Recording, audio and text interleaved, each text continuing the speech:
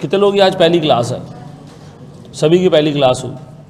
अच्छा, हमने इससे पहले वाली क्लास में एक छोटी सी ओरिएंटेशन रखी थी जिसमें हमने पूरे कोर्स को एनालाइज़ किया था कि हम अपने कोर्स को किस तरीके से लेके चलेंगे, कौन से एरिया के मार्क्स ज़्यादा हैं, कौन से के कम हैं। ठीक है जी, तो वो पहली क्लास की जो ओरिएंटेशन है वो ज़रूर ले लीजिएगा। ठीक है जी, ताकि आपको एक वे फॉरवर्ड नज़र आ जाए कि जी हमने इस कोर्स को कैसे लेके चलना है। ठीक है, ये भी मैं आपको ज़रा डराने के लिए नहीं, समझाने के लिए बता देता हूँ कि इस पर्टिकुलर सब्जेक्ट का रिज़ल्ट इंटायर कैफ में सबसे बुरा रिज़ल्ट होता है। और उसका मेन रीज़न मैंने आपको बताया था, चूँकि आप लोग जो है ना वो आप लोगों के लिए सीए जो है ना वो खाला की लड़की है। ठीक है जी, आपने बाहर हर जगह कोशिश कर ली, कुछ नहीं हुआ, तो एंड में आके खाला की लड़की से निकाह कर लिया। ऐसे ही होता ना। तो आपने ट्राई किया जी एमबीबीएस करते हैं जी, कोई इलेक्ट्रिकल इंजीनियरिंग करते हैं, कोई ये करते हैं, वो करते हैं, टेस्ट फेल हो गए। तो अब्बा के एक दोस्त को आपने देखा था, वो चार्टर्ड अकाउंटेंट है, वो पैसे बहुत बनाता है, आपने कहा यही कर लो। ऐसा है, कितने लोग इस तरह आए इस प्रोफेशन में? अच्छा देखो यार, मेरी क्लास में ना बैठ के झूठ नहीं बोलना, ठीक है ना, सच बोलना है। अच्छा, कितने लोग इस प्रोफेशन में इसलिए आए कि उनको पैसा कमाना है, तो बाकी का मुल्क की खिदमत के लिए आए क्या? हैं?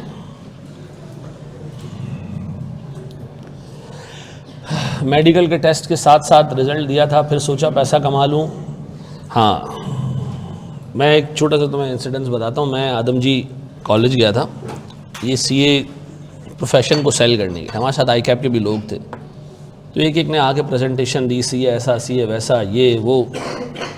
तो बच्चे जो है ना वो बुद्ध बन के बैठे हैं। उन्होंने कहा आप भी बात कर लें। तो मैंने जब बात करना शुरू की तो मैं कोई 20 मिनट लगा रहा, बताया अपने बारे में, मैं कहाँ से आया था, कहाँ पहुँच गया, एक रफ आइडिया मैंने कोई बता दिया कि मैं थोड़ा बहुत क्या कमाता हूँ। तो बच्चे बैठे हुए चुप कर गए। मैंने कहा जी कितने लोग सीए करेंगे? तो 200 लोगों में से एक ने हाथ खड़ा किया। मैंने कहा क्यों भाई, बाकी लोग क्यों नहीं करेंगे? सर हम डॉक्टर्स बनेंगे, इंजीनियर्स बनेंगे, ईदी बनेंगे, हम ये बनेंगे, हम वो बनेंगे। मैंने कहा मनुष्यों, सारे ईदी बनोगे तो सेठ कौन बनेगा? हैं? सेठ भी तो बनना नहीं, बनना किसी ने, हैं? तो यहाँ क्या बनने बैठे हो? हाँ, सेठ बनने बैठे हो। ऐसा है या नहीं है? वो मुल्क की खिदमत वाला तो कोई नहीं है ना फनकार यहाँ पे, कि मैं पाकिस्तान की खिदमत करने के लिए जो है ना वो सीए करने आया हूँ। अच्छी बात है, मुल्क है हमारा, खिदमत करो, लेकिन झूठ नहीं बोलो। मुंशी बनने बैठे हैं, ये बड़ी गलत बात है। अच्छा जी, सर हमने लास्ट क्लास में अपना पहला स्टैंडर्ड शुरू किया था IAS 36, ठीक है जी। उसको ज़रा सा मैं जो हमने लास्ट क्लास में पढ़ा था, मैं अज्यूम कर रहा हूँ कि हमने कुछ नहीं पढ़ा था, ठीक है। तो हम इसको शुरू से देख लेते हैं, ठीक है। गौर से देखना मेरे प्यारे बच्चों। अच्छा मुझे एक बात बताओ, हमने एक कॉन्सेप्ट पढ़ा है और वो कॉन्सेप्ट है किसका? प्रूडेंस का। ऐसे ही लिखते हैं। क्या होता है प्रूडेंस कॉन्सेप्ट? प्रूडेंस कॉन्सेप्ट ये कहता है कि आप जब भी एक एसेट खरीदते हो ना, सुनो मेरी बात अच्छे तरीके से, कभी भी कोई एसेट खरीदते हो ना, उसका ऑब्जेक्टिव ये होता है कि इससे हम फ़ायदा हासिल करेंगे। क्या हासिल करेंगे? मैंने आपको कल एग्जांपल दी थी कि मिसाल के तौर पर आप एक गाड़ी ख़रीदते हो, ठीक है जी, और मेरी ड्राइंग की स्किल्स के ऊपर कोई बंदा क्वेश्चन नहीं उठाएगा और हंसेगा भी, ठीक है। ये गाड़ी है, ये हम ख़रीदते हैं जनाब, इसलिए ख़रीदते हैं ताकि हम इसको जो है वो लगाएंगे रेंट के ऊपर, या हम इसको चलाएंगे और हम इससे क्या कमाएंगे? पैसा कमाएंगे। गौर सुनना, ये गाड़ी मैंने ख़रीदी है, इसकी कॉस्ट है 500 रुपये, ठीक है जी, इसकी लाइफ है से 5 साल, ऐसे ही। अच्छा मैं ये सोचता हूँ कि ये गाड़ी इंशाल्लाह 5 साल चलेगी ना, तो मुझे 5 सालों में 500 से ज़्यादा रेंट मिलेगा। मैं चलाऊंगा ना इसको, तो जितना खर्चा किया है ना इसको ख़रीदने पे, इससे बहुत ज़्यादा रेंट मुझे मिल जाएगा, इससे बहुत ज़्यादा इनकम मैं कमा लूँगा। ऐसे ही होता है ना, या नहीं होता? ऐसा है या नहीं है? तो मैं कहूँगा जनाब, इस एसेट से मिलने वाले इकोनॉमिक बेनिफिट्स जो मुझे मिलेंगे कितने सालों में? 5 सालों में, वो माशाल्लाह 500 रुपये से ज़्यादा है। ऐसा? वो 500 रुपये से कम नहीं है। तो स्टैंड कहता है जनाब, अकाउंटिंग स्टैंडर्ड्स हैं, वो कहते हैं कि जनाब अगर आपको ये लगता है कि जो आपने इस एसेट का पे खर्चा किया है उससे ज़्यादा रिकवर कर लोगे, तो आप इस एसेट को 500 रुपये पे रिकॉर्ड रखो। कितने पे रिकॉर्ड रखो? 500 रुपये पे। अगर मुझे लगने लगा 500 रुपये की गाड़ी खरीदने के बाद कि मुल्क में तो पेट्रोल ही नहीं है और लग रहा है कि जंग चलेगी 4-5 साल, तो ये गाड़ी तो हम चला ही नहीं पाएंगे। जो थोड़ा बहुत पेट्रोल मिलेगा तो हम उससे अगले 5 साल में तो सिर्फ 200 रुपये कमा पाएंगे। अब बताओ तुम्हें क्या नज़र आ रहा है? एक 500 रुपये का एसेट खरीदा है जिससे अगले 5 सालों में कमाई कितनी होगी सिर्फ। तो मुझे बताओ, क्या इस एसेट को 500 रुपये पे रिकॉर्ड करना लॉजिकल है? नहीं। अगर आप इसको 500 रुपये पे रिकॉर्ड करोगे ना, तो आप लोगों को ये कह रहे हो कि मैं इस एसेट से कम 500 रुपये कमा लूँगा, जबकि ऐसा नहीं है। 500 रुपये नहीं कमा रहे हो, कितना कमा रहे हो? अच्छा, अज्यूम करें सर, आपको कोई बंदा जो है ना, कोई बाबा एक अंगूठी बेचता है, ठीक है ना, एक रिंग बेचता है, और वो आपसे कहता है कि जनाब आप इस रिंग को पहने, इंशाल्लाह ताला आने वाली ज़िंदगी में 5 सालों में जो पैसे आप कमा सकते थे उसमें 1 करोड़ रुपए और ऐड हो जाएंगे। आपने बाबा से पूछा रिंग कितने की है? उन्होंने कहा जी 500 रुपये की है। आपको क्या नज़र आ रहा है? अगर मैं आज 500 रुपये की रिंग खरीदूँ, ये मुझे कितने कमा के देगी? 1 करोड़ रुपए कमा के देगी, ऐसा है? अब आप बताओ, मैं इस रिंग को 500 पे रिकॉर्ड करूँ या 1 करोड़ पे रिकॉर्ड करूँ? 500 रुपये रिकॉर्ड करूँगा। सर, अंगूठी पहनने के बाद मुझे लगा कि यार बाबा ने झूठ बोला है, ये बकवास बात है, ये पत्थर धात वगैरह जो है वो आपको 1 करोड़ रुपए कमा के नहीं दे सकती। अब आपने सोचा ये रिंग अगर मैं किसी को बेचूं तो ये 200 रुपये की बिक जाएगी। अब बताओ, मैं इसको 500 रुपये पे रिकॉर्ड करूं या 200 रुपये पे? 200 रुपये पे। क्यों? क्योंकि आपको ये लगता है कि जी इस एसेट के ऊपर जितना मैंने खर्चा किया है वो रिकवर नहीं हो पाएगा। अगर आपको जब भी लगने लगे ना कि किसी भी एसेट पे हमने जो खर्चा किया है वो रिकवर नहीं हो सकता, तो आप इस एसेट को क्या करेंगे? रिड्यूस कर देंगे, नीचे ले आएंगे। इन्वेंट्री का कॉन्सेप्ट पढ़ा था ना बचपन में, पीआरसी में क्या पढ़ा था? Inventory should be recorded at lower of cost. Cost inventory की है 500 रुपये, आपने खरीदा सर एक पेंट का डब्बा, आप कहते हैं जी मैं इसको 500 रुपये में खरीद रहा हूं, इंशाल्लाह 700 में बेचूंगा। खराब हो गया वो पेंट, अब वो सिर्फ 200 रुपये का बिक रहा है, तो क्या उस एसेट को 500 रुपये पे रिकॉर्ड करना अलाउड है? अब बताओ, हम जितने भी एसेट्स हमारी बुक्स में आ रहे होते हैं, हम समझते हैं कि ये अपनी वैल्यू से ज़्यादा कमा के देंगे, और अगर हमें ये लगने लग जाए कि जिस वैल्यू पे रिकॉर्डेड है इससे कम कमा के देगा, तो हम उसको क्या कर देंगे? नीचे ले आएंगे। क्या करेंगे? नीचे ले आएंगे। जो मैंने अभी आपको बातें बोली ना, ये क्लास का स्टार्ट है, ठीक है?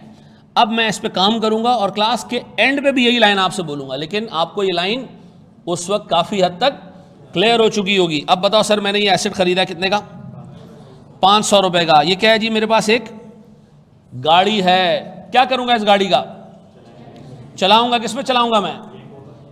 यंगो पे चलाऊंगा, इन ड्राइव पे चलाऊंगा, पता नहीं किस किस पे चलाऊंगा, ऐसा है? अब बताओ, जब मैंने गाड़ी खरीदी होगी एंट्री क्या पास की होगी? सरकार या पीपी डेबिट कितने से? 500 रुपये से। और कैश क्रेडिट कितने से भैया? 500 रुपये से। खरीद ली गाड़ी। क्या लगता है तुम्हें 5 सालों में आप इंशाल्लाह इससे ठीक ठाक पैसे बना लेंगे? यस सर, हमें लगता है कि हम इससे ठीक ठाक पैसे बना लेंगे इंशाल्लाह 5 सालों में। पहले साल का एंड आया, हमने अल्हम्दुलिल्लाह बहुत पैसा बनाया, लेकिन अब यह एसेट थोड़ा सा क्या हो चुका है? चल चुका है। इस एसेट के इकोनॉमिक बेनिफिट्स हम कंज्यूम कर चुके हैं, चला चुके हैं, हम इसको फ़ायदा ले चुके हैं इसका। अब क्या ये एसेट 500 रुपये का रहा? आपने कहा नहीं भाई, ये एसेट था 500 रुपये का और ये चलेगा कितने साल? 5 साल। तो मैं इसको 100 रुपये से क्या कर रहा हूँ? डेप्रिशिएट कर रहा हूँ। डेप्रिसिएशन का कॉन्सेप्ट तो है ना सबको? Yes sir. अब बताओ मैं क्या करूँगा? डेप्रिसिएशन की एंट्री पास करूँगा। डेप्रिसिएशन एक्सपेंस डेबिट कितने से?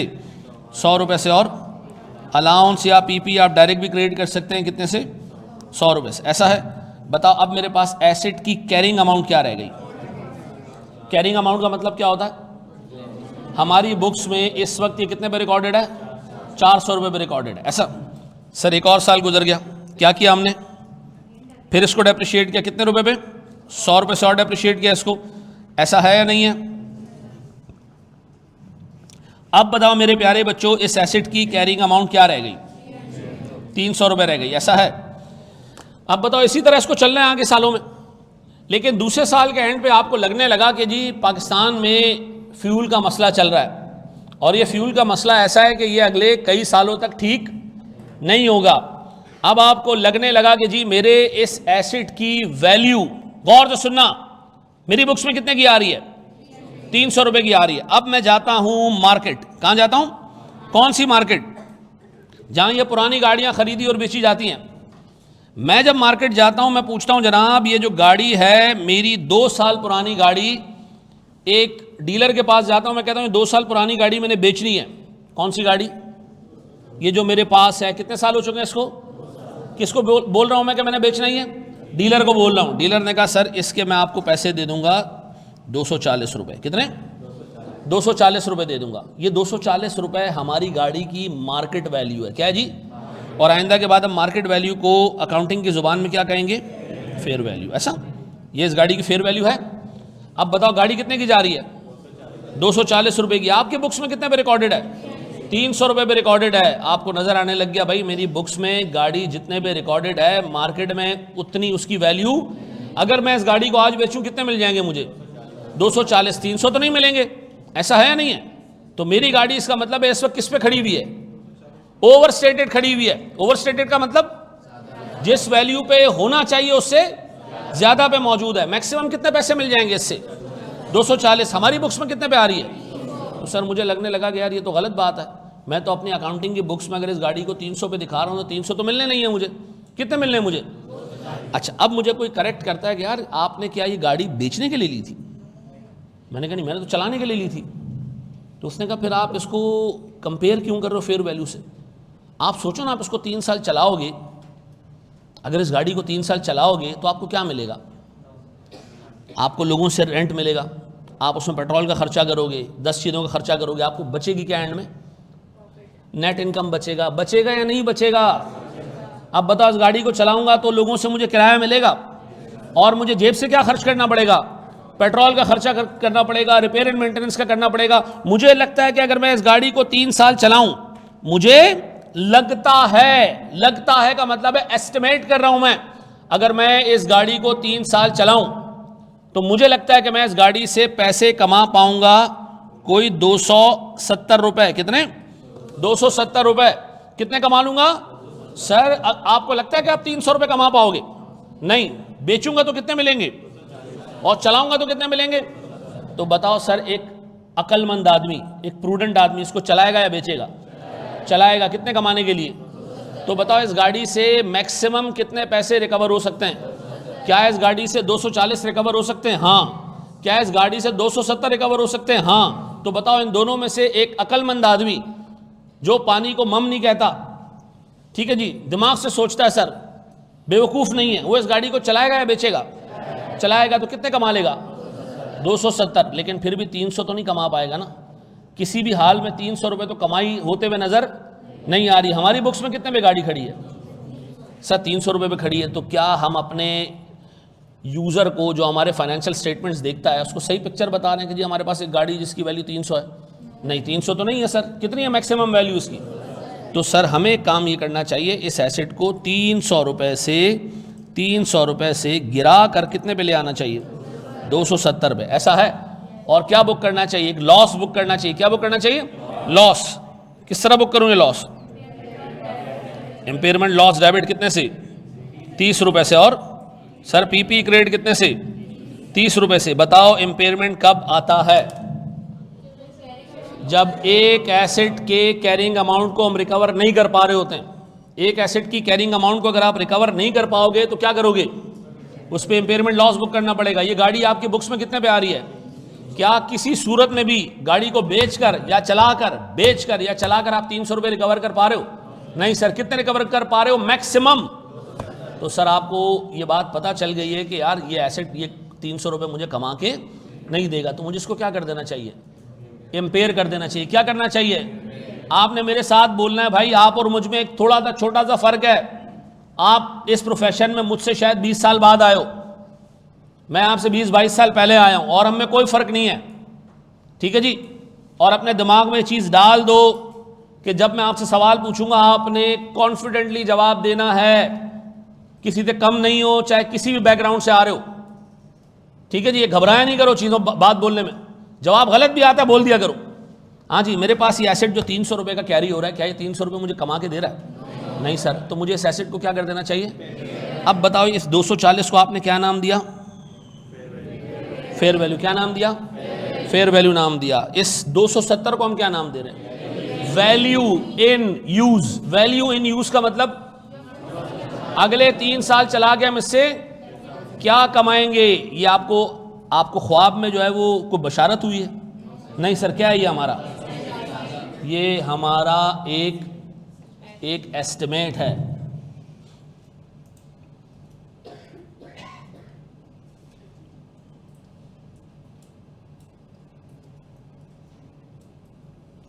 क्या चाहिए रहा है भाई? अच्छा चलो, खैर कोई मसला नहीं। हाँ जी, अब बताएं जी 240 क्या है?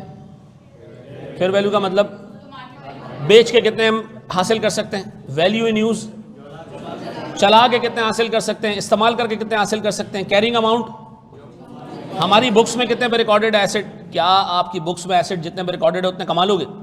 नहीं सर। तो फिर आपने क्या करना है, एसेट को इंपेयर करना है। ऐसा है, ये बेसिक सी बात समझ आ रही है। अब हमारे पास इफेक्टिवली 4 फिगर्स हैं। एक फिगर है हमारी कैरिंग अमाउंट की, एक फिगर है हमारी फेयर वैल्यू की, तीसरी फिगर है हमारी किसकी, वैल्यू इन यूज की। ऐसा अगर आपको ये 3 चीज़ें पता होंगी तो आप क्या कैलकुलेट कर पाओगे, इम्पेयरमेंट कैलकुलेट कर पाओगे। ऐसा है, ये पहले कॉपी करो। अब मैं इस पर एक एक करके जो है वो सवाल पूछना शुरू कर रहा हूँ। ऐसा है तो यार, अब एक बंदे लिखा मोटू,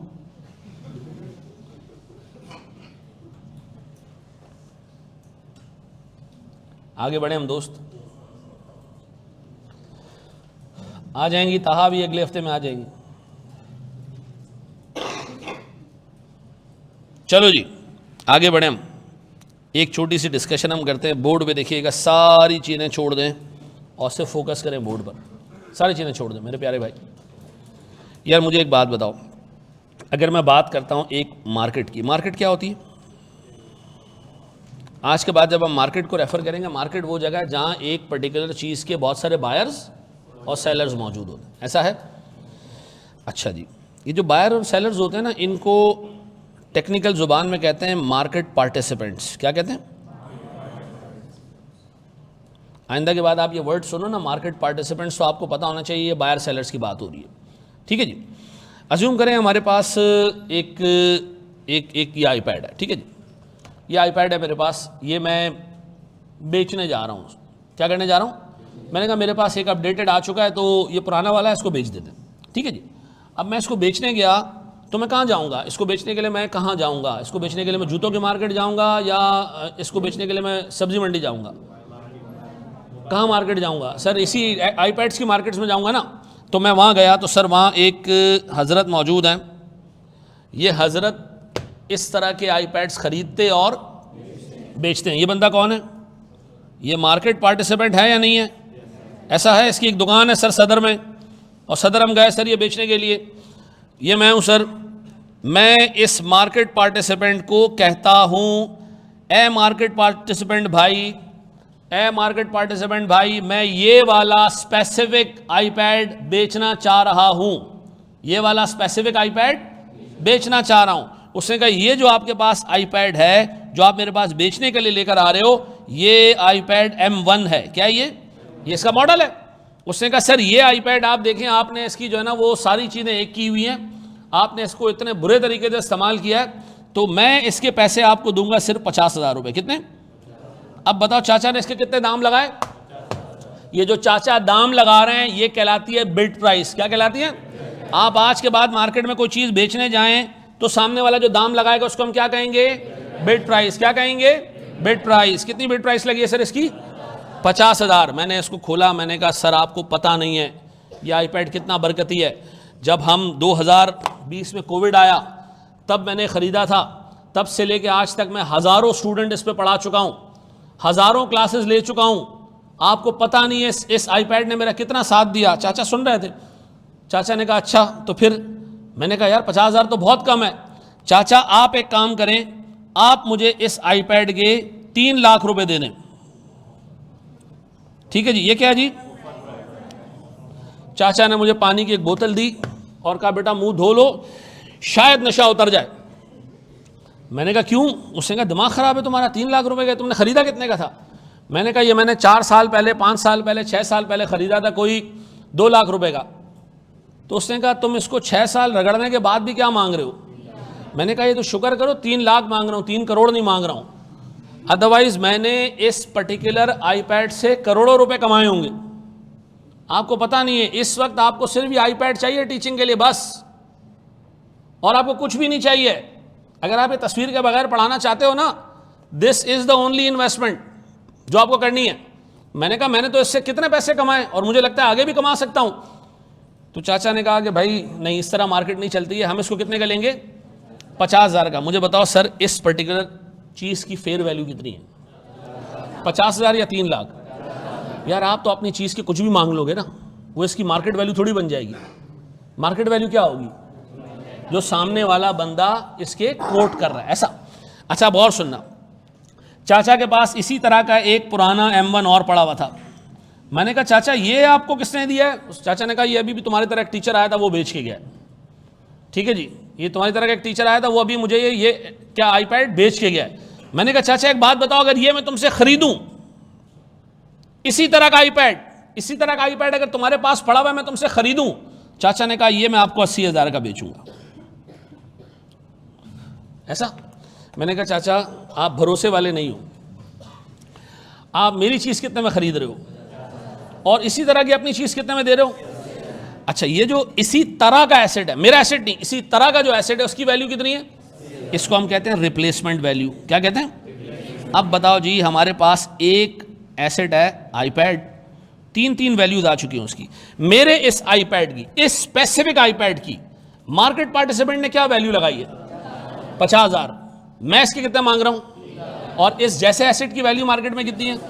तो बताओ इस एसेट की मार्केट वैल्यू क्या है? 50,000। आपको एग्जामिनर जो भी बोल दे, आपने फेयर वैल्यू किसको पिक करना है? बिड प्राइस को। किसको पिक करना है? वो आपको कहेगा एक बंदे ने, मार्केट पार्टिसिपेंट ने इसके 50,000 लगाए, जो कि कंपनी को बहुत कम लगे, इतना फजूल वैल्यू इसकी। कंपनी ने कहा नहीं हम तो समझते हैं कि हमारी वैल्यू, हमारे हिसाब से वैल्यू तो 3 लाख बनती है। ठीक है जी, और कंपनी ने रेफरेंस देते हुए कहा कि इस तरह का एसेट तो मार्केट में 1.5-2 लाख का बिकता है, आप 50,000 कैसे कह सकते हैं? आपने इसके बावजूद मार्केट वैल्यू क्या रखनी है? चाहे आपको एग्जामिनर रक्शे में बिठाकर किसी भी जगह ले जाए, आपको अपने घर का एड्रेस पता होना चाहिए। फेयर वैल्यू क्या है जी? फेयर वैल्यू क्या है जी? ऑफर प्राइस या बिड प्राइस? Bid price. कुछ भी कह दे एग्जामिनर, फेयर वैल्यू क्या होगी? ये बात समझ आती है? ये बात भेजे में बैठती है? अब आइंदा के बाद सर मेरे जहन में एक चीज बैठ गई, what is fair value? Bid price. पक्का? कॉपी करो इसको, शाबाश।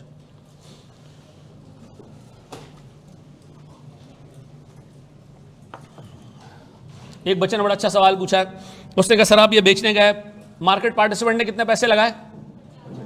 आपने अपने दिल में सोचा यार मैं तो सोच रहा था कि 20,000 लगेंगे। तो मैंने चाचा को कहा, मैंने कहा चाचा बड़े बेवकूफ़ हो यार, मैं तो सोच के आया था कि 20,000 है, तो आप मुझे 20,000 दे दो। ऐसा कोई बंदा होगा मार्केट में?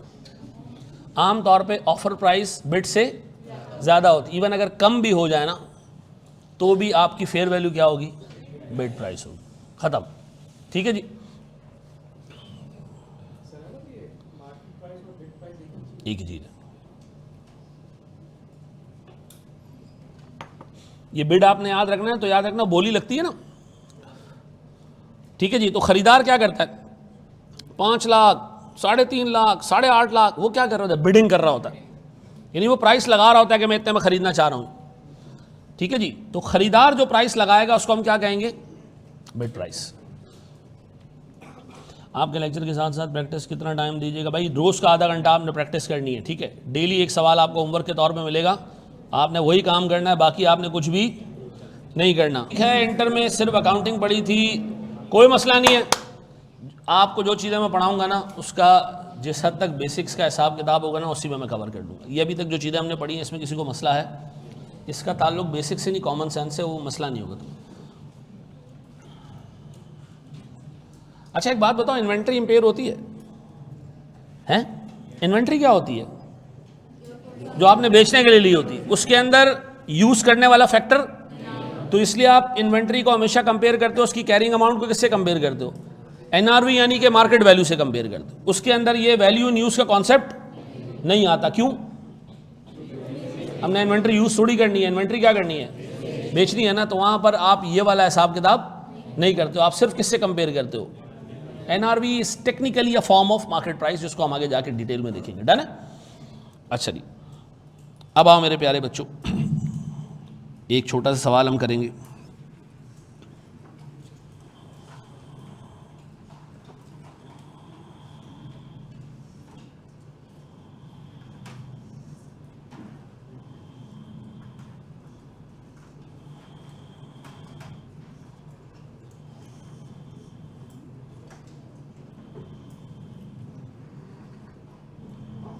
अच्छा एक बात बताओ, ये एक और चीज़ होती है कॉस्ट टू सेल, इसको ये क्या होता है जी? कॉस्ट टू सेल में बहुत सारी चीज़ें आती हैं, लेकिन हम एक छोटा सा ब्रीफ सा डिस्कशन इस पर कर लेते हैं, आगे जाके डिटेल में देखते हैं इसको। यार एक बात बताओ, मैं एक मकान बेचना चाह रहा हूँ, ठीक है जी, ये मेरा मकान है, ये मैं बेचना चाह रहा हूँ। अच्छा मैंने क्या किया, ज़मीन.com खोला और उधर मैंने एक ऐड डाल दिया कि जी मैंने मकान बेचना है, ठीक है जी, और मैंने वैल्यू रख दी जी, ये मकान मैं 100 रुपये में बेचना चाह रहा हूँ, डन। अब जो ख़रीदार होगा क्या उसको ये मकान, अच्छा ये 100 रुपये में बेचूंगा तो मुझे 100 रुपये पूरे पूरे मिलेंगे? नहीं, पूरे पूरे नहीं मिलेंगे। क्यों? क्योंकि जिसको बेचूंगा ना वो कहेगा यार डॉक्यूमेंट्स बना के लेकर आओ, सेल डीड बना कर लेकर आओ, इसको रजिस्टर करवाना है, उसके खर्चे इसके खर्चे।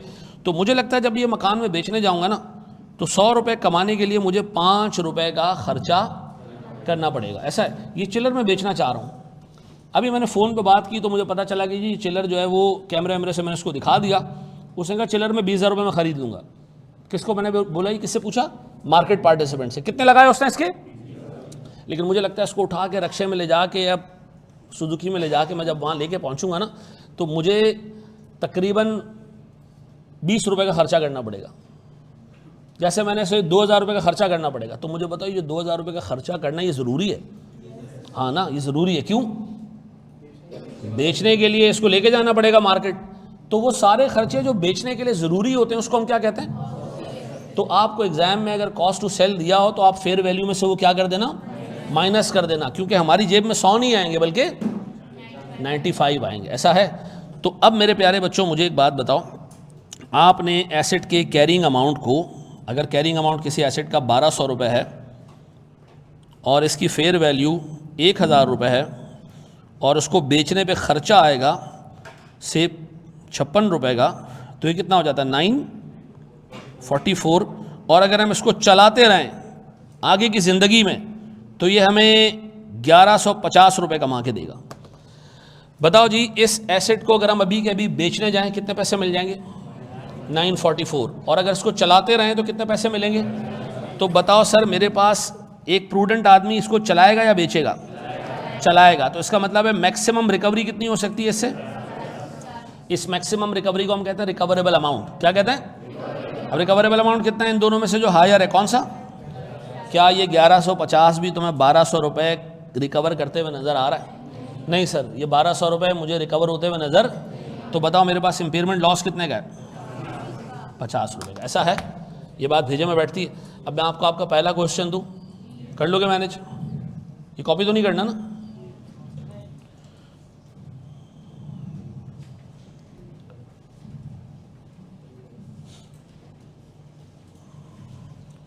शाबाश जी।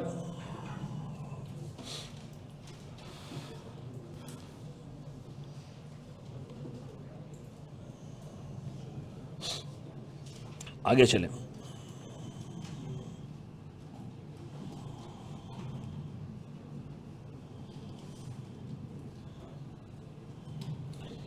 चलो मेरे प्यारे बच्चों, मुझे ये बेसिक सा सवाल सॉल्व करके दे दो। शाबाश।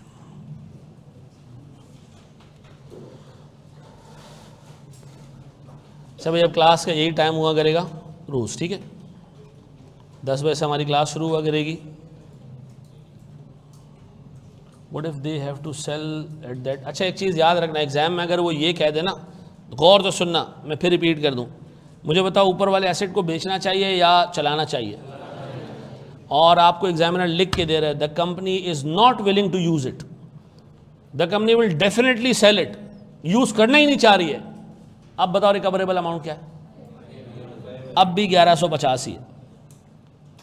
स्टैंडर्ड कह रहा है ये तुमने करना है, तुम्हारा इरादा है, ये सारी चीज़ें साइड पे रखो। एक प्रूडेंट बंदा क्या करता वो देख के अकाउंटिंग होगी। एक अक्लमंद आदमी क्या करेगा? इसको चलाएगा या बेचेगा? चलाएगा ना। तो आप की कंपनी कुछ भी करना चाहे उसके हिसाब से अकाउंटिंग नहीं होगी। अकाउंटिंग किसके हिसाब से होगी? ये सिनेरियो आया, कंपनी के चीफ एग्जीक्यूटिव ने देखा, उसने कहा लानत भेजो ऐसे एसेट पे, बेचो इसको। अभी बेचा नहीं है, अभी इरादा है बेचने का, तो आप इसके हिसाब से अकाउंटिंग नहीं करोगे। आप अब भी इन दोनों में से किसको पिक करोगे? जो हायर होगा। ऐसा है, आपके एग्जाम में चाहे कुछ भी लिख के दे दो, ठीक है जी, कंफ्यूजन इसी से क्रिएट होती है। शाबाश जी। कॉस्ट टू सेल वो सारे खर्चे हैं जो एसेट को बेचने के लिए ज़रूरी होते हैं। डीएसआर का भी ये टाइम रहेगा। 70,000 की इम्पेयरमेंट है। अच्छा, चेक कर लें जी, पक्का। अब बता मेरे पास कैरिंग अमाउंट कितना है? 3,10,000 रुपये। और इस एसेट की फेयर वैल्यू कितनी है? रिप्लेसमेंट कॉस्ट, यानी इस जैसा एसेट 295 का मिलेगा नहीं। फिर रीसेल वैल्यू कोटेड बाय आ ब्रोकर। ब्रोकर ने कहा कि मैं 1,80,000 रुपए आपको दूंगा, ठीक है जी। Selling price quoted by the seller. अब बता इसमें ऑफर प्राइस कौन सी है? सेलर, यानी जो सेलर कोट कर रहा है। बिड प्राइस कौन सी है? ब्रोकर का मतलब है पार्टिसिपेंट। भाई एग्जाम में किसी भी नाम से वो आपको लिख के दे देगा। मुझे बताओ सामने वाली पार्टी कितने में एसेट खरीदना चाह रही है? 1,80,000 में। तो फेयर वैल्यू क्या होगी? याद रखना, फेयर वैल्यू वो वैल्यू है जो सामने वाली पार्टी खरीदार आपको कोट कर रहा है। सेलर जो कोट कर रहा है वो फेयर वैल्यू नहीं। अब बता इसमें फेयर वैल्यू कौन सी है? 1,80,000। ऐसा है, फिर रिपीट कर दूं, फेयर वैल्यू वो वैल्यू है जो कौन कोट करेगा? जो कौन बताएगा? बायर। कौन बताएगा? बायर, जो खरीदना चाह रहे हैं। हम क्या करना चाह रहे हैं? बेचना चाह रहे हैं। वो फेयर वैल्यू नहीं है। इसकी फेयर वैल्यू 50,000 थी। किसने कही थी आपसे? बायर ने कही थी ना। मैं तो सेलर था, मैं कितना मांग रहा था? वो फेयर वैल्यू नहीं थी। तो बताओ सेलर वाली फेयर वैल्यू या बायर वाली फेयर वैल्यू है? बायर वाली। मुझे बता। ओ भाई समझ आ रहा है? पक्का ना? मैं भाई आपके हाँ या ना पे चलूँगा, ठीक है। मेरे पास कोई एआई का मॉडल नहीं है जो आपके दिल में झांक के चेक कर सके कि आपको वाकई समझ आ रहा है नहीं आ रहा है। और मैं आपको बताऊं, इंसान और जानवर में पता है क्या फ़र्क है? इंसान एक दफ़ा गलती करता है और उससे सीख लेता है, और जानवर क्या करता है? बार बार गलती करता है। ऐसा है या नहीं है? मैं आपको एक चीज़ बता दूं, अगर आपको एक चीज़ समझ नहीं आ रही है और आप वही मिस्टेक करो जो आप पीछे करते आ रहे हो कि मैं टीचर से पूछूंगा ही नहीं, तो फिर आपका रिजल्ट जो है ना, वो याद रखिएगा इस प्रोफेशन में ज़ीरो होगा। आपका अगर 80-85%, 90% कोर्स पे स्ट्रॉन्ग ग्रिप नहीं है ना, पेपर पास नहीं होगा। मैं आपको बता दूं जी। अभी भी किसी का सवाल है तो पूछ लो जी। मेरा बच्चा देखो, मुझे एक बात बताओ, मैं ये आईपैड बेचने जा रहा हूँ, मैं कौन हूँ? सेलर हूँ ना। तो मैं तो अपने एसेट के कुछ भी मांग लूँगा। तो जो पैसे सेलर कोट करता है वो फेयर वैल्यू नहीं होती। खरीदने वाले ने कितने कोट किए? 50,000। तो खरीदने वाला जो बायर होता है वो वैल्यू जो कोट करता है उसको हम क्या कहते हैं? फेयर वैल्यू कहते हैं। ऐसा तो बताओ यहाँ पैसे सामने वाला कौन है? यहाँ पे एक ब्रोकर है जो हमसे खरीदना चाह रहा है। उसने कितने पैसे कोट किए? 1,80। मैं कितना मांग रहा हूँ? तो इसकी फेयर वैल्यू कितनी होगी? 215 या 1,80? 1,80। याद रहेगा ये? अब बताओ सर मेरे पास कॉस्ट टू सेल कितना है? अगर मैं देखूं तो सर इस एसेट से मुझे रिकवर होते हुए कितने नजर आ रहा है?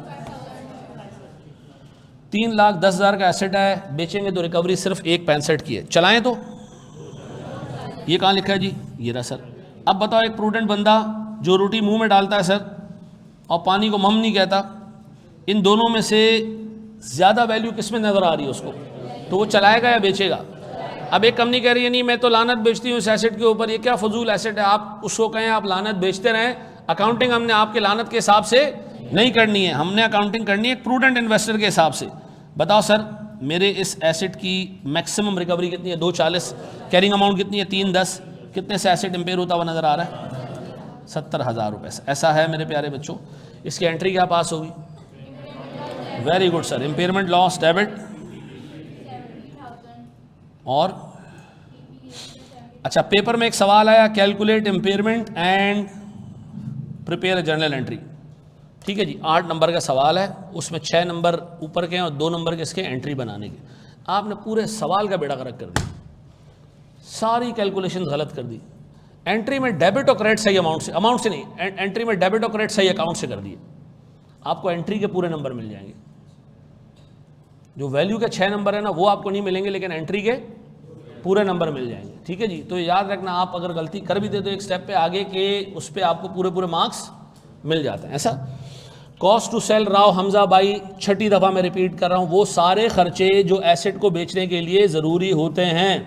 ठीक है जी, वो सारे खर्चे जो एसेट को बेचने के लिए ज़रूरी होते हैं। बचपन में एक दफ़ा मैं अपने घर से बर्तन लेके गायब हो गया था, बेचने चला गया था चोरी करके, नशा करना था मुझे। ठीक है जी, सामने वाली पार्टी ने कहा जी 15,000 रुपये इन बर्तनों के और 2,000 रुपये मुंह बंद रखने के कि तुम्हारे अब्बा को ना बताऊं, तो कॉस्ट टू सेल क्या हुआ? 2,000 रुपये। ऐसा है। रिप्लेसमेंट कॉस्ट क्या है सर, एक दफ़ा और बता दें, ऐसा एसेट मार्केट से कितने में मिलेगा? अगर हम इसको रिप्लेस करने जाएं, इसकी जगह वो वाला एसेट लेकर आना चाहें तो हमें कितने का पड़ेगा? मेरे पास ये चिलर पड़ा हुआ है, ठीक है जी, मैं इसको मार्केट में बेचने गया, सामने वाली पार्टी ने 20,000 कोट किया, ये क्या है? Bid price. इस जैसा चिलर मार्केट से 30,000 रुपये में मिल रहा है, वो क्या है? Replacement cost. Replacement cost fair value नहीं होती है। ऐसा चिलर क्या होता है? आगे आ जाओ। एसी को कहते हैं बेटे, तो खड़ा वाला जो एसी होता है ना, उसको कहते हैं। फ्रिज को ओ भाई, आगे बढ़ो, ये मामला कहीं और ही चला जाएगा। अगर चिलर जो है वो, अच्छा जी, एक स्टेप आगे बढ़ते हैं जनाब। एक बात बताओ, एक छोटी सी कैलकुलेशन हम करने जा रहे हैं, and that is value in use. मेरा एक सवाल है आपसे, सारी चीज़ें छोड़ दो, बोर्ड पे देखो, 70,000 कैसे आया? 3,10,000 रुपये का एक एसेट है और मैक्सिमम रिकवरी उससे 2,40,000 हो सकती है, तो कितने कम है? कितने हज़ार कम है ना बाजी? 70,000। अच्छा जी, आगे बढ़ो जी। वैल्यू न्यूज़ क्या होता है वो ज़रा सुन लो। मुझे एक बात बताओ, अगर मैं आपसे कहूँ 1 रुपये की जो वैल्यू आज है, आप 1 साल बाद उसकी वैल्यू बढ़ जाएगी या कम हो जाएगी? कम हो जाएगी। और 1 और साल बाद उसकी वैल्यू और कम हो जाएगी। ऐसा है या नहीं? तो हमें पता है कि जी जो वैल्यू ऑफ मनी है ना, वो इरोड होती जाती है जैसे जैसे आगे हम बढ़ते जाते हैं टाइम में। मैं आपसे कहता हूँ जी, आपको आज का मतलब हमेशा क्या होगा? अभी ये है हमारे पास टुडे। ये क्या है? 1 क्या है? 1 साल के बाद। एक बंदा आपसे कह रहा है आज 100 रुपये चाहिए या साल बाद 100 रुपये चाहिए, क्या कहूँ? आज चाहिए भाई। क्यों? आज जितने में 100 रुपये में जितना आटा मिल रहा है, साल बाद 100 रुपये में उतना आटा नहीं मिलेगा। वैल्यू क्या हो जाएगी इसकी? कम हो जाएगी। अच्छा, मैंने हिसाब लगाया कि हमारे मुल्क में जो टाइम वैल्यू ऑफ मनी है, यानी जो पैसे की वैल्यू है ना, वो इरोड हो रही है से 10% से। किससे? यानी हर चीज़ की कीमत 10% बढ़ती जा रही है और पैसे की वैल्यू 10%। जब चीज़ों की वैल्यू बढ़ती है तो पैसे की वैल्यू क्या हो जाती है? कम हो जाती है। ऐसा है या नहीं? तो 100 रुपये आज रिसीव करें या साल बाद? आज ज़्यादा बेहतर है। ऐसा है। मुझे बताओ, साल बाद अगर 100 रुपये मिल रहे हैं, उसकी आज की टर्म्स में क्या वैल्यू है? इससे हमें क्या करना पड़ेगा? इसके लिए हमें क्या करना पड़ेगा? इस 100 रुपये को डिस्काउंट करना पड़ेगा, आज की वैल्यू में डिफाइन करना पड़ेगा। किसकी वैल्यू में? आज की वैल्यू में। कैसे डिफाइन करें, कैसे इसकी डिस्काउंटिंग करें? मैं इसको डिवाइड कर दूं किससे? 1 + 10% से क्या आता है? 91। सेफली 91। इसका मतलब यह है कि आपके पास 100 रुपये जो साल बाद मिलने वाले हैं ना, आज उसकी वैल्यू 91 है। यानी आज आपको 91 दिए जाएं या साल बाद 100 रुपये दे दिए जाएं, बात एक ही है। आज आपको 91 दिए जाएं या साल बाद 100 रुपये दे दिए जाएं, तो बात एक ही। अच्छा, ये जो डिस्काउंटिंग है, ये आप क्यूटी में पढ़ कर आ रहे हो ना। अगर एक चीज़ मुस्तकबिल में आपको मिलनी है और आपको ये मालूम करना है कि आज की टर्म्स में उसकी क्या वैल्यू है, तो हम उसकी क्या करेंगे? अच्छा, अब मेरी एक चीज़ सुन लो। एक बैंक के पास में गया, मैंने कहा मैं आपके पास अगर 100 रुपये रखवाऊँ तो 1 साल बाद मुझे कितना पैसा दोगे? बैंक ने कहा जी हमारा रेट क्या है जी? 10%। रेट क्या है जी? अब बताओ, मैं इसको क्या कर रहा हूँ? कंपाउंड कर रहा हूँ। क्या कर रहा हूँ? कंपाउंड करने का मतलब, हम देख रहे हैं आज 100 रुपये, आगे कितने मिलेंगे जाके, तो क्या करें? इसको हम मल्टीप्लाई कर दें। किससे? 1 + 10% से। तो कितना हो जाएगा? 110। ऐसा है। अब इस 110 को देखो, मैं कह रहा हूं आपको साल बाद 110 रुपये मिलने, आज की टर्म्स में इसकी वैल्यू क्या है? तो क्या करेंगे हम इसको डिस्काउंट करेंगे, 1 प्लस क्या आ जाएगा जी। तो जब आपने किसी अमाउंट को मुस्तकबिल में फेंकना है तो क्या करते हैं हम, कंपाउंड करते हैं, और अगर आपने उसको मुस्तकबिल से प्रेजेंट पे लेकर आना है तो हम उसको क्या करते हैं, डिस्काउंट करते हैं। मैं इसमें ज़्यादा डिटेल में नहीं जाऊंगा, हमने क्यूटी नहीं पढ़नी यहाँ पे, ठीक है जी। अब मुझे एक बात बताएं सर, अगर आपको एग्ज़ाम में वो ये कहता है कि जी एक पैसे साल बाद रिसीव होने, आप हमेशा उसकी क्या निकाला करोगे, प्रेजेंट वैल्यू निकाला करोगे। क्या निकाला करोगे, यानी आज की वैल्यू कितनी है, ऐसा है। अब गौर से सुनना, अगर आप लिखेगा कोई भी नहीं, मैं कह रहा हूँ एक एसेट है जिसको अगर मैं इस्तेमाल करूँ ना तो मुझे अगले 3 सालों में मिलेंगे 100 रुपये, 100 रुपये और 100 रुपये। मुझे बताओ इसकी वैल्यू इन यूज़ कितनी है।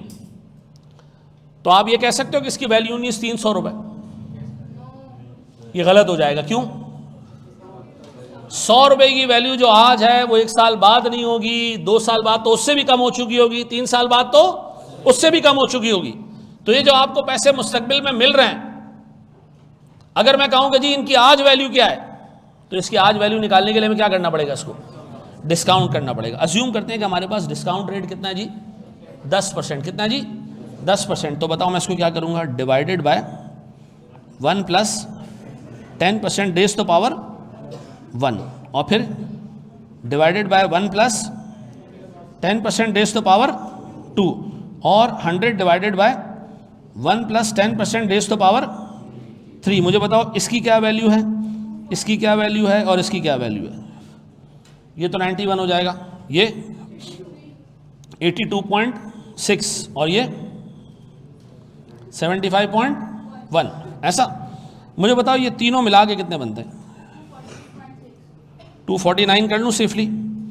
इसका मतलब पता है क्या है, 100 रुपए करके 3 सालों में मिले, इसकी मिसाल ऐसे ही है कि तुम्हें आज कितने मिल जाए, 249 कितने मिल जाए आज।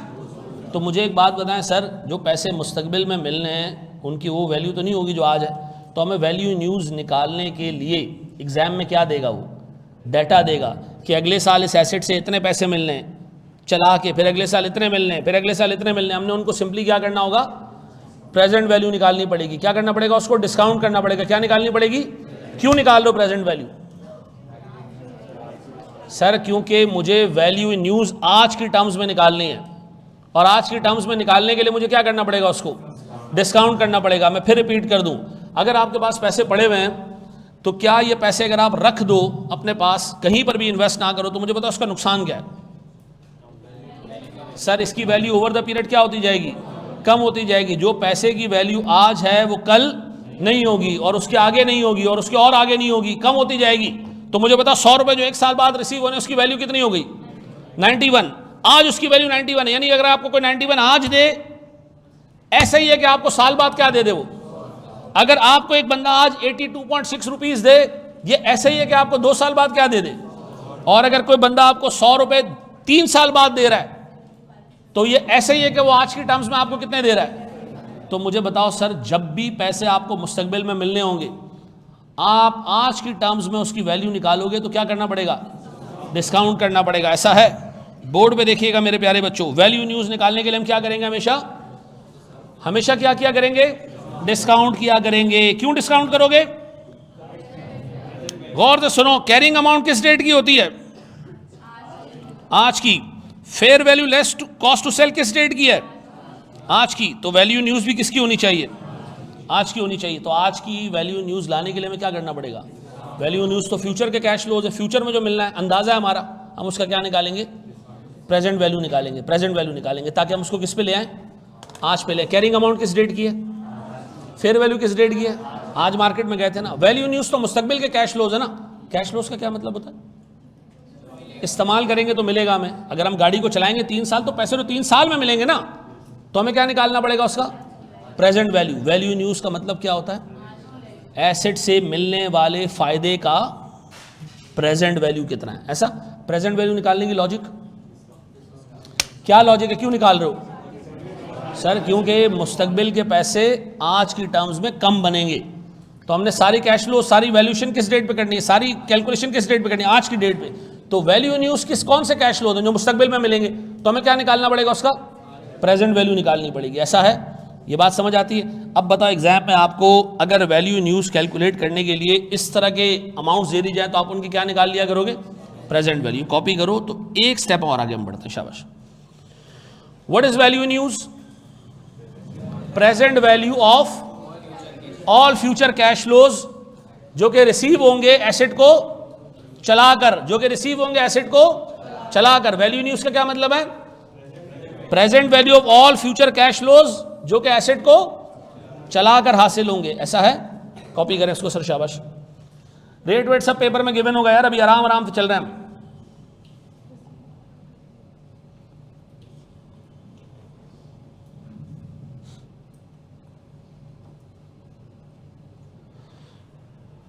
बात दीजिएगा सर, अकाउंटिंग स्टैंडर्ड के हिसाब से जो आपने बोला था कि कंपनी की बहुत से फ़र्क नहीं पड़ता तो वैल्यू न्यूज़ कंसिडर करते हैं। अगर वैल्यू न्यूज़ बेटा वैल्यू न्यूज़ अभी जब कैलकुलेशन सीखोगे ना राफे तो तुम्हें पता चलेगा कि ये हमारी अपनी मर्ज़ी से नहीं होती। ठीक है जी, वापस से देखते हैं जी। आए मेरे प्यारे बच्चों, इसी एग्जाम्पल को हम वापस से देखते हैं, पूरा रिपीट करते हैं, पूरा रिपीट करते हैं। बोर्ड पे देखिएगा, पूरा रिपीट करते हैं। आगे बढ़ें, लिख लिया?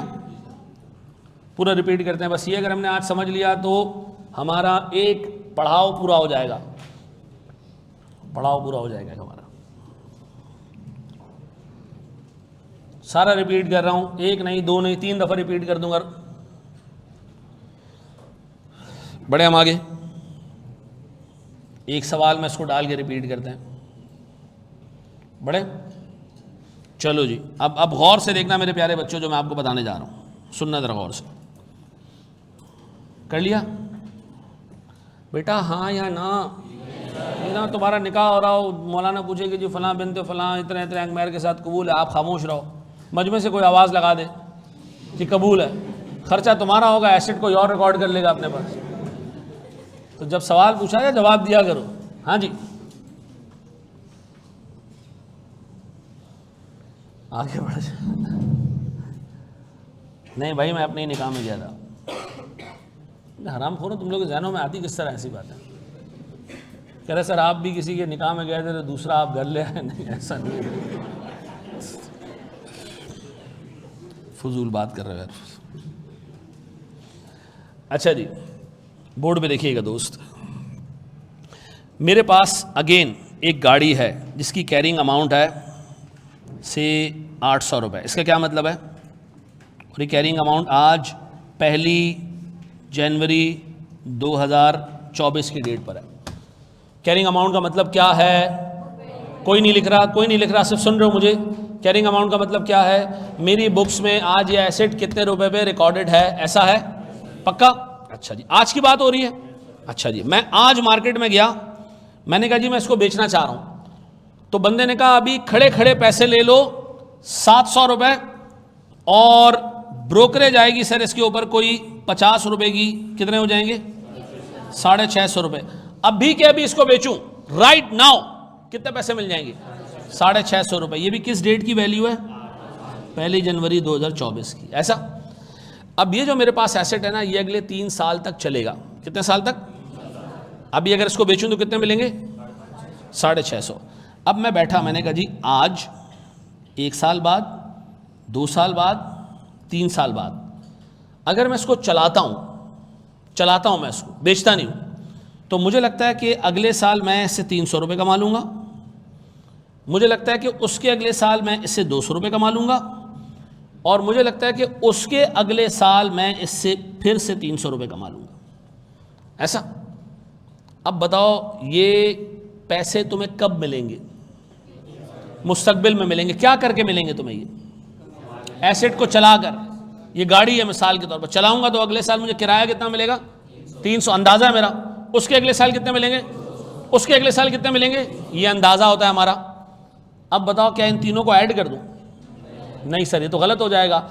आप सारी आज की वैल्यूज़ को आप कंपेयर करने जा रहे हो अगले 3 साल की वैल्यू से, तो गलत बात है।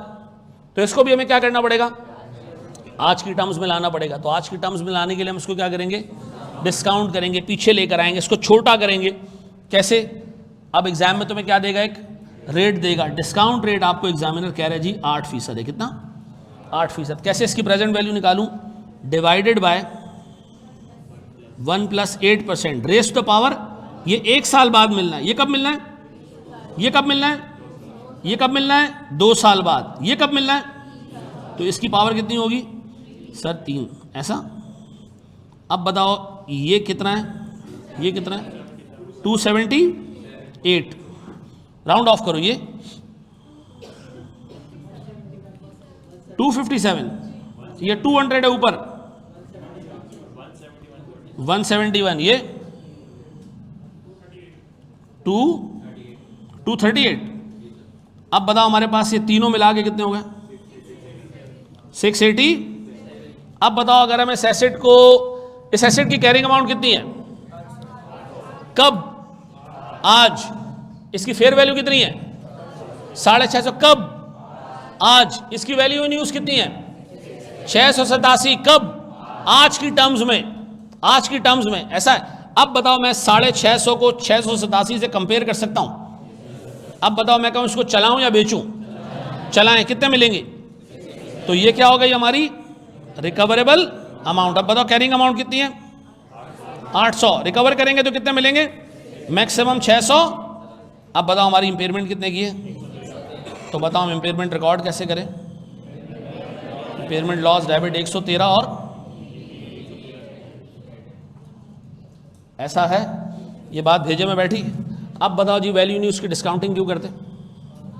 भाई इंपेयरमेंट आज बुक कर रहे हो ना, तो सारी वैल्यू में किस डेट पे चाहिए? आज की डेट पे चाहिए। तो अगर आपको एग्जाम में वैल्यू न्यूज़ के लिए कैश फ्लोज मिलेंगे तो आप उसकी क्या निकालोगे? प्रेजेंट वैल्यू निकालोगे। ऐसा है। क्लियर हो गई? अब इसको कॉपी कर लो, शाबाश।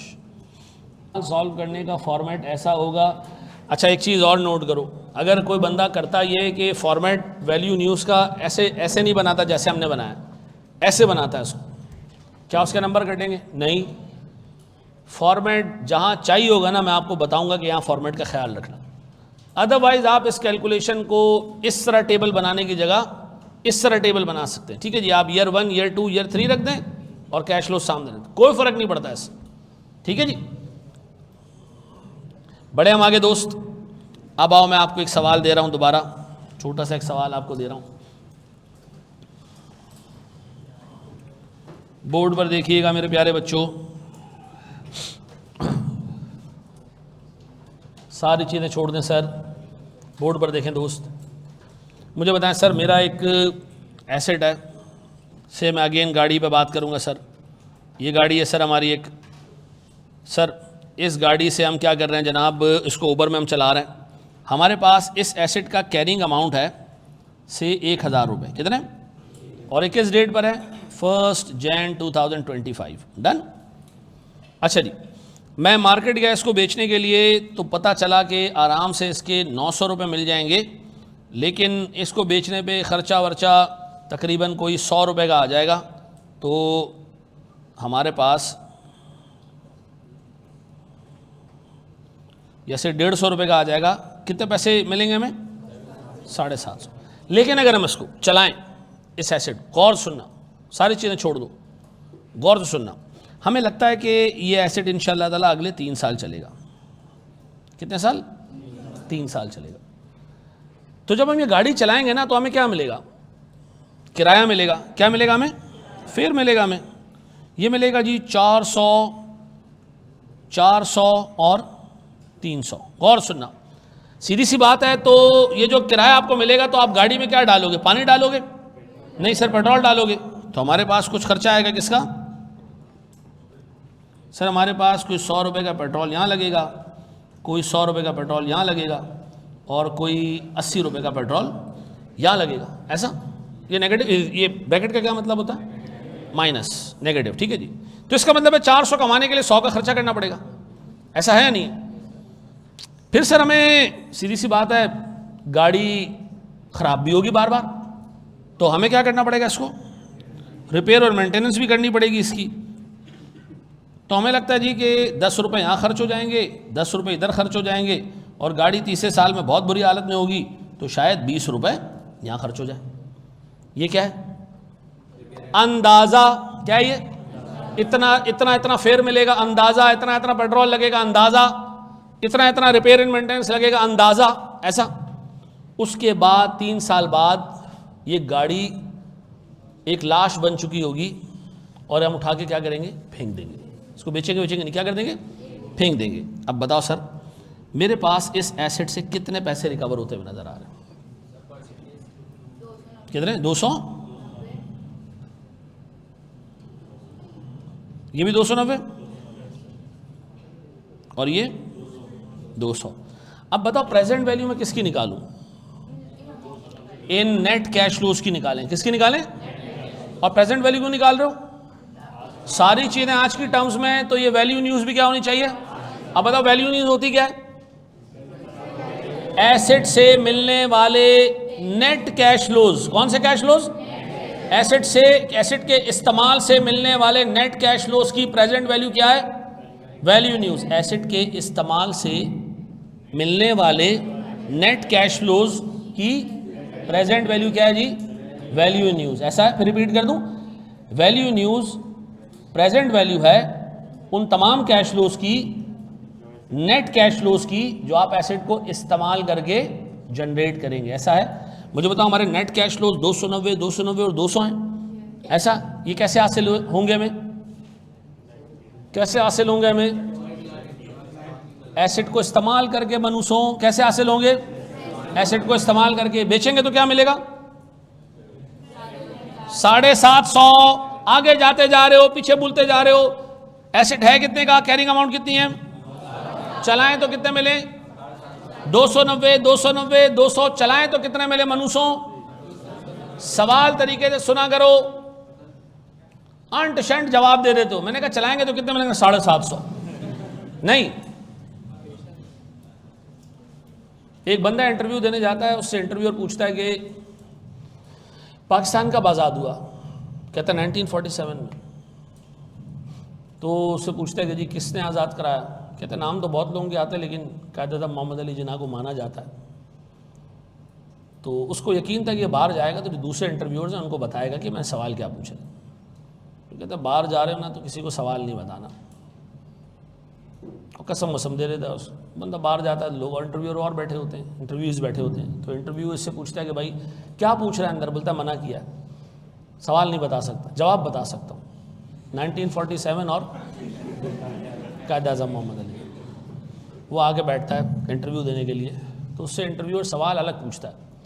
कहता है जी कब पैदा हुए आप? कहता है जी 1947।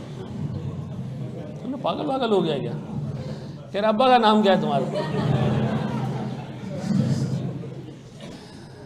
तो सोचता है कह रहा नाम तो बहुत हो गया आते हैं। अल्लाह के वास्ते जो मैं पूछ रहा हूँ जवाब उसका दो। मैं पूछ रहा हूँ जी एसेट को चला कर क्या हासिल कर सकते हैं? चलाएंगे तो क्या हासिल होगा? 290, 290 और बेचेंगे तो क्या हासिल होगा? अब बताओ इसकी प्रेजेंट वैल्यू निकालें। एग्जाम में आपको रेट गिवन होगा, डिस्काउंट रेट है हमारे पास से 6%। क्या करें? इसको डिवाइड करें किससे?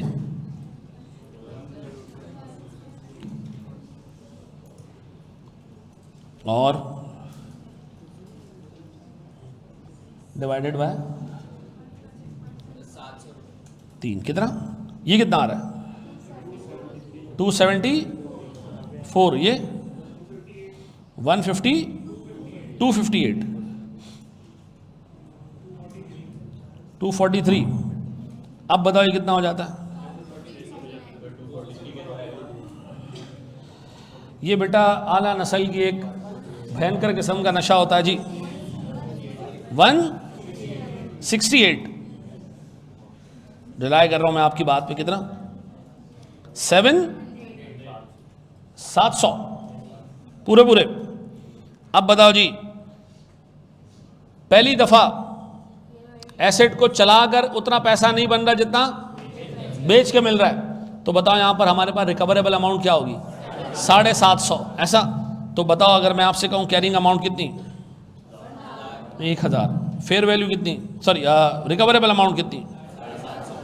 750। तो क्या ये एसेट इम्पेयर्ड है? कितने से? ऐसा है, ये बात भेजे में बैठ रही, कॉपी करें सर इसको।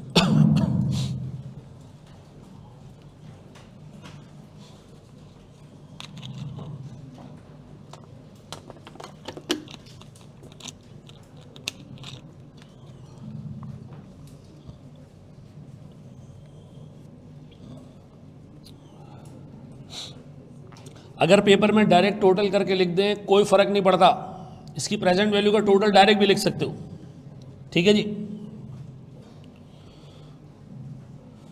प्रेजेंट वैल्यू निकालने के 0.5 मार्क्स होते हैं, वो छोड़ भी सकते हो अगर पीछे बहुत अच्छा काम कर लिया तो, ठीक है जी। लेकिन करके आना, क्या पता 49 पे फेल हो रहे हो तुम। साइंटिफिक कैलकुलेटर अलाउड है, बिल्कुल अलाउड है यार। साइंटिफिक कैलकुलेटर के बगैर किस तरह कैलकुलेशन करोगे तुम?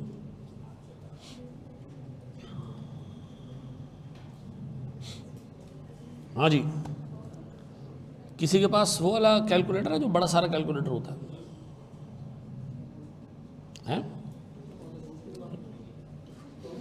हाँ, एक गोश्त की दुकान पे जो मौजूद होता है ना,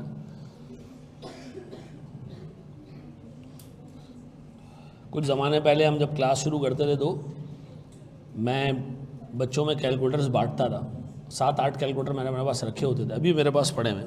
किसी को चाहिए अभी तो क्लास के हद तक ले सकता है। कोई कैलकुलेटर नहीं लाया हो तो ले लो मुझसे। सब लाए कैलकुलेटर, ये गलत हो गया यार। अगर सेल करने में फ़ायदा हो तो रिपेयर्स रिक्वायर्ड होंगी। सर मुझे एक बात बताएं, आपने सेल करना है तो 750 रुपये आपके लिए रेलेवेंट प्राइस है ना, फिर आप क्यों उसको चलाओगे? हैं? जब आपने बेचने का इरादा कर लिया कि मैं 750 में बेच रहा हूं, तो बच्चा कह रहे रिपेयर क्यों करेंगे? नहीं करेंगे ना, वैल्यू न्यूज़ को देखो ही नहीं फिर। ऐसा आगे बढ़े। अच्छा, अगर यहाँ एग्जामिनर आपको लिख के दे दे कि कंपनी तो बेचेगी ही नहीं इस एसेट को, कंपनी तो चलाएगी, ऐसा हो ही नहीं सकता कि कंपनी बेच दे, आपने क्या करना है? आपने कहा तुमने जो करना है करो। इंपेयरमेंट किससे कैलकुलेट होगी? इन दोनों में जो हायर अमाउंट। ऐसा आगे बढ़े, धोखे में नहीं आना आप। शाबाश मेरे बच्चों।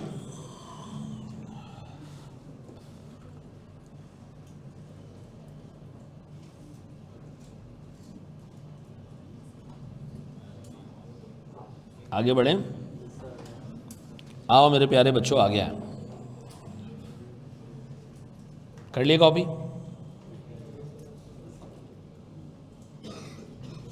अच्छा यार, प्रॉपर रजिस्टर बनाना क्लास का भाई, ठीक है जी। बोलो मेरे बच्चे, क्या सवाल है? अच्छा यार, डायरेक्ट सवाल पूछा करो, ये घर वाली हरकतें नहीं किया करो। सुने, आपसे मुखातिब हूँ, डायरेक्ट सवाल किया करो।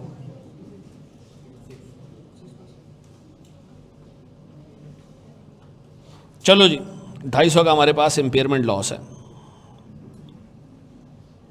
चलो आगे आ जाओ प्यारे भाई, बोर्ड पे देखना, सारी चीज़ें छोड़ दो, बोर्ड पे देखो। एक छोटी सी चीज़ पूछ रहा हूँ तुमसे, मुझे एक बात बताओ। मेरे पास एक एसेट है, ठीक है जी। मेरे पास मिसाल के तौर पर एक बिल्डिंग है। क्या जी? बिल्डिंग है, और बिल्डिंग में मुझे रेंट मिलेगा सर अगले 3 साल तक। क्या मिलेगा? रेंट मिलेगा। रेंट मुझे मिलेगा जी 600, ये से मिसाल के तौर पर 550 और से 500, ये रेंट मिलेगा। डन है। 3 साल बाद बिल्डिंग क्या हो जाएगी? कोलैप्स कर जाएगी, गिर जाएगी। लेकिन इन 3 सालों में जब रेंट रिसीव कर रहा हूँगा तो मैं मेंटेनेंस का भी तो खर्चा करूँगा ना। मेंटेनेंस का खर्चा है सर मेरा मेंटेनेंस का खर्चा आता है 100 रुपये, और आखिरी साल में जो हमारे सफाई करने वाले कर्मचारी होंगे वो थोड़े चिढ़ जाएंगे तो 120 देना पड़ेगा उनको। अब बताओ जी, क्या होगा 3 साल बाद? ये कोलैप्स कर जाएगी, गिर जाएगी। गिर जाएगी तो क्या होगा? मलबा आएगा। गिरेगा तो मलबा आएगा ना उसका। सर ये मलबा हम बेचेंगे जाके, क्या करेंगे? इसका मतलब इस एसेट के एंड में क्या होगी? एक डिस्पोजल वैल्यू होगी। ये कब मिलेगी? सर हम ये सारा कचरा उठा के ना 100 रुपये में बेच देंगे। कितने में? 100 रुपये में जाके बेच। हमारा अंदाज़ा है कि बिल्डिंग से जो बाकियात निकलेंगी ना, जो तारे वारे निकलेंगी, जो सरिया लोहा निकलेगा, वो हम उठा के क्या करेंगे? 100 रुपये में बेच देंगे। तो क्या ये भी वैल्यू न्यूज़ का पार्ट होना चाहिए? हाँ सर। अब बताओ, मैं अगर आपसे पूछूं कि मेरे पास ये क्या आ रहा है 500, ये 450, ये 480। अब बताओ इसकी अगर मैं प्रेजेंट वैल्यू निकालूं से 10% से, तो 500 डिवाइडेड बाय 1.1, ये 1.1 समझ आया? 1 + 10% इज 1. 1, ठीक है जी। और ये कितना है? ये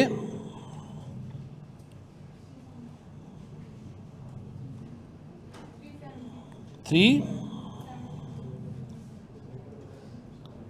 ये भी कुछ आ ही जाएगा इंशाल्लाह। और ये टोटल कितना हो गया?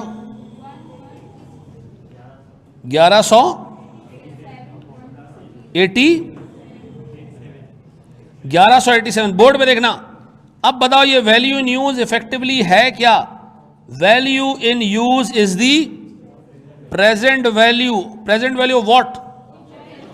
Present value of two things, ठीक है जी। Present value of two things, कौन से दो चीजें? Cash flows from the use of asset, ऐसा इसको लिखना चाहिए future cash flows, future cash flows from the use of asset, और कैश फ्लोज फ्रॉम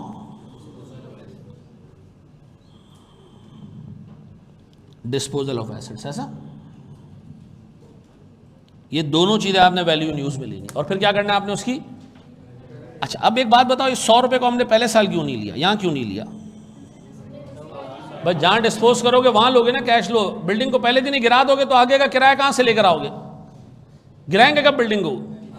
आखिरी साल में ना, ऐसा है। ये कॉपी कर लें सर।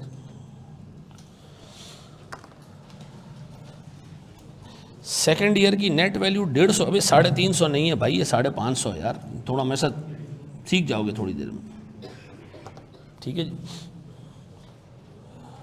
CIF नहीं है, कैश फ्लोज है यार, ये स्लैश है। हर साल का रेट डिफरेंट नहीं होगा। ये QT का पेपर नहीं है, ये QT का पेपर नहीं है। Cash flows from the use of asset की प्रेजेंट वैल्यू, सेट है भाई।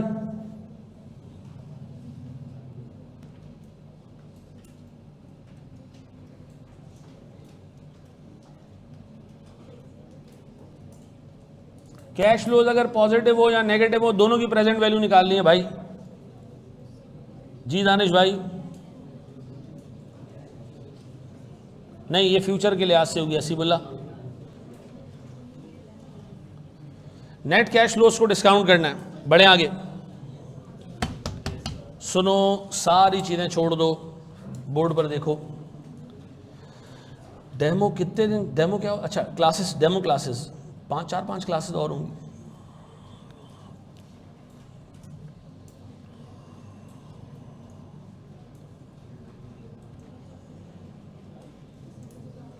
बोर्ड पे देखिएगा दोस्त, सारी चीजें यार मैं एज्यूम कर रहा हूं तुम लोगों ने लिख लिया, ठीक है।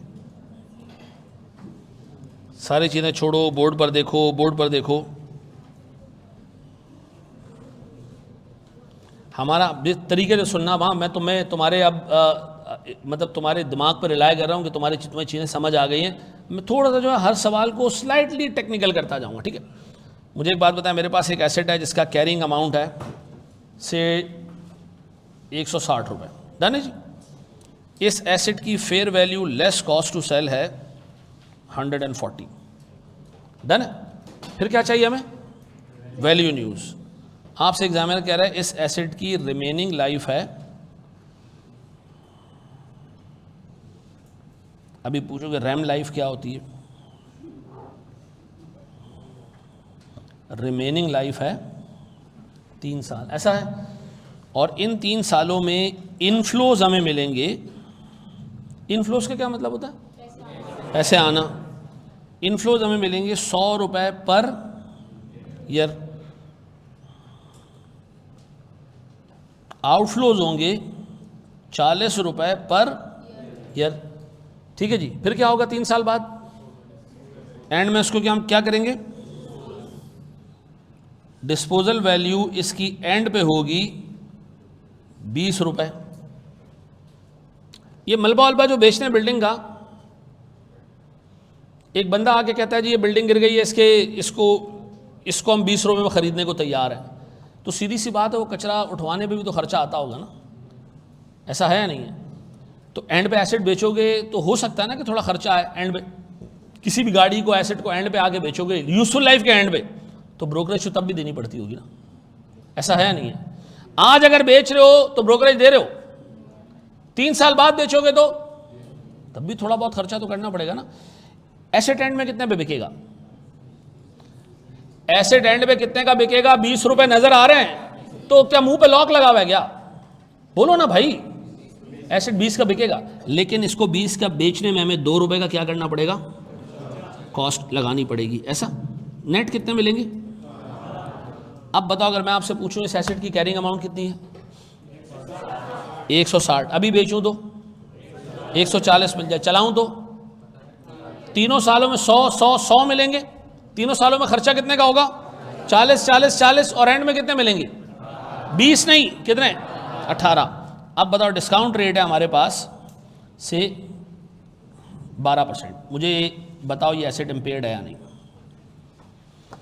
शाबाश।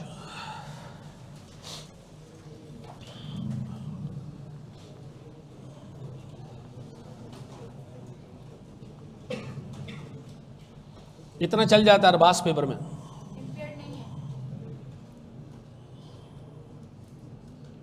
चलो मेरे प्यारे बच्चों, 3 से एम्बेड है, चेक करें।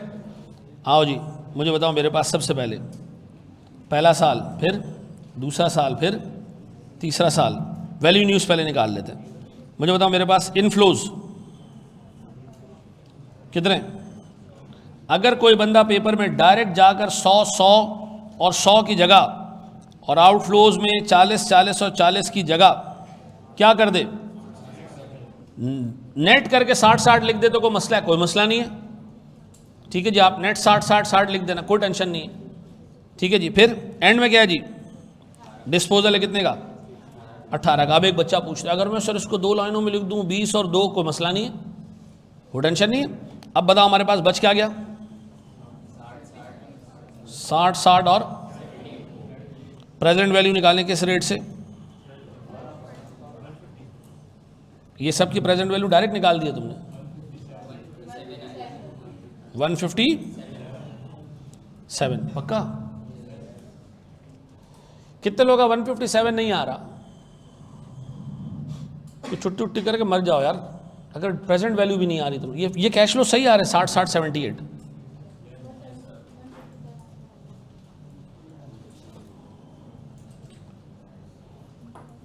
भाई प्रेजेंट वैल्यू निकालने में इशू आ रहा है क्या?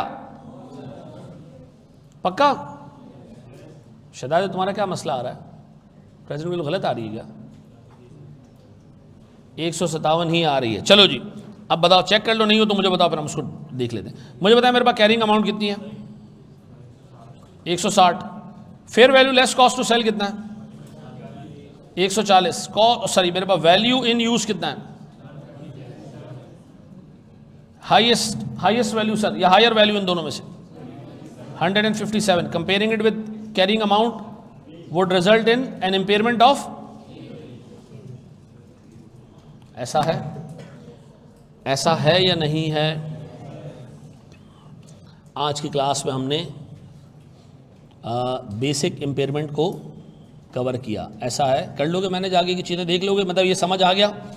अब आपको जो है वो एक होमवर्क मिलेगा आज दोपहर शाम में। ठीक है जी, आपने वो करना और घर जा करना आपने ये सारी चीज़ें एक दफ़ा फिर देख लेनी है। अगर आप ये काम करते जाओगे कि रोज़ का काम रोज़ करते जाओ, और फिर जो रोज़ का काम करो ना उसको हर 4th डे पे दोबारा रिवाइज़ करो, यानी इसी क्लास को आज के बाद 4 दिन बाद दोबारा रिवाइज़ करना। ठीक है जी, तो आपको पुरानी चीज़ें कभी भी नहीं भूलेंगे। हमारे अगले 2-3 स्टैंडर्ड होंगे आइसोलेटेड, 2-3 स्टैंडर्ड होंगे आइसोलेटेड, फिर उन सबको एक टॉपिक के अंदर हमने कवर करना है।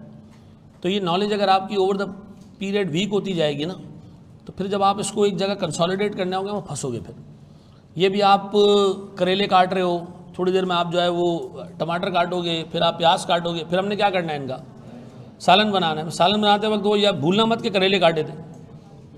ठीक है ना? थैंक यू वेरी मच यार।